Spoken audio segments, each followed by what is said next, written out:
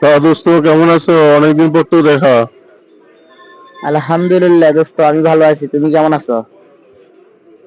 আর কইও না দোস্ত, অনেক ভেজালের মধ্যে আছি। যত সমস্যা সব খালি বিল্লার কাছেই আসে, বুঝছো? তো বিল্লার তো প্রফেশন আর অ্যাকশন দুটোই আলাদা, এটা তো তুমি আগে থেকেই জানো। তুমি এত বড় মাস্তান, তোমার কাছে তো টুকটাক কাজ আসবেই। তোমাকে দেখে গর্ব হয়। আমি তো তোমার মতো হতে পারতাম। শুনলাম তুমি নাকি গণিত চাচার মেয়ের বিয়াতে 5 লাখ টাকা দিছো। তুমি অনেক মহৎ বিল্লাহ। তোমার জন্য আমাদের সকলেরই গর্ব হয়। কি যে করছো? আমি কি কি এমন কাজ করছি যে আমার জন্য তোমার ঘরে গর্ব হবি? যে যাই হোক, তুমি কি খাবা কও? চা না কফি? তুমি তো সোনার টুকরা ছেলে। তোমার মতো ছেলেই হয় না বিল্লাহ।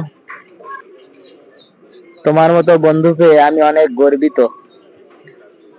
চা কফি কিছুই খাবো না বলছো, এটাই অনেক বেশি।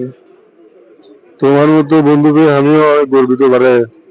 যাই হোক, তো তোমার বোন কেমন আছে, তোমার মা কেমন আছে আমার বলো। আমার পরিবারের সবাই ভালো আছে। তুমি টাকা পয়সা দাও বিধায় আমার বোনটা লেখাপড়া করতে পারে।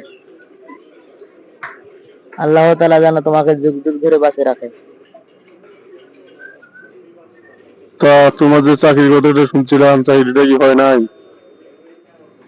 কি কমো ভাই, ঘুষের কারণে আমার চাকরিটা হয় নাই। ঘুষ চেয়েছিল 10 লাখ টাকা।